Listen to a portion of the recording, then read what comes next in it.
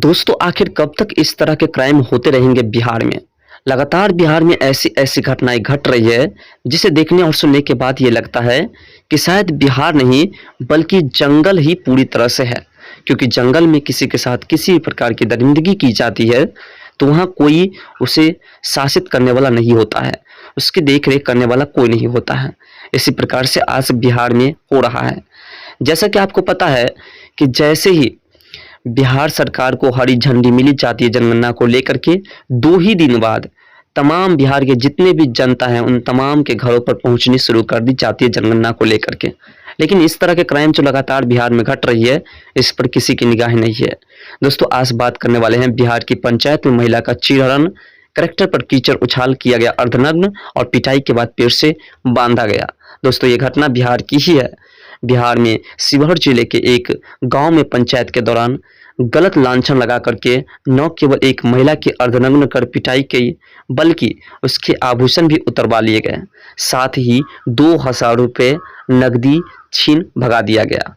इससे एक दिन पहले ससुर, देवर और जेठ ने मिलकर के महिला की बेरहमी से पिटाई कर उसे पेड़ से बांध दिया था। उसके घर के पास स्थित कटहल के पेड़ थे, उसमें रात भर उसे बांध करके रखा गया था। आखिर दोस्तों इस प्रकार से कब तक बिहार में महिलाओं के साथ अत्याचार होगा? और नीतीश कुमार जी अन्य राज्य के महिलाओं पर हो रहे अत्याचार पर ध्यान देते हैं, अपना घर संभलता नहीं और दूसरे के घर को संभालने के लिए चलते हैं। पीड़िता के आवेदन पर महिला थाने में दर्ज प्राथमिकी में पारिवारिक सदस्यों व अन्य को आरोपित किया गया है। प्राथमिकी में महिला ने बताया कि उसका पति शराबी और जुआरी है, इसके चलते वह अपने मायके में रहती है। बीते 27 जुलाई को वह ससुराल आई थी। इसी बीच एक दिन वह गांव के एक किशोर के साथ बात कर रही थी। यह बात ससुर, देवर और जेठ को नावगार गुजरी। तीनों ने मिलकर के उस पर झूठा लांछन लगा करके बेरहमी से पिटाई की, साथ ही रात भर कटहल के पेड़ से बांध करके रखा। दोस्तों आखिर इस तरह की घटनाएं बिहार में घटती है तो आखिर क्यों नहीं सरकार इस पर एक्शन लेती है? वह सरकार को जातीय जनगणना चाहिए, घोटाले होने चाहिए, दूसरे राज्य में हो रही घटित घटना पर सिर्फ उसका ध्यान होना चाहिए। 28 जुलाई को इस बात को लेकर के गांव में एक पंचायत बैठी जहां उसे अर्धनग्न कर पीटा गया। बड़ी पंचायत में मंगलसूत्र, कान से बाली, नाक से कोटला और पैर से बिछिया तक उतरवा दिए गए। लात और मुक्के से पिटाई कर जलील किया गया। जख्मी हालत में वो सदर अस्पताल पहुंची जहां इलाज के बाद 30 जुलाई को महिला थाने में प्राथमिकी दर्ज कराई।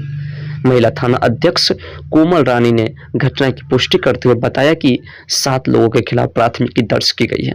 5 के साथ आरोपियों की तलाश में छापेमारी की जा रही है। दोस्तों आखिर इस तरह के घटना कब तक बिहार में घटते रहेंगे? बात सिर्फ सरकार की नहीं है दोस्तों, बिहार की जनता भी इसमें जिम्मेवार है।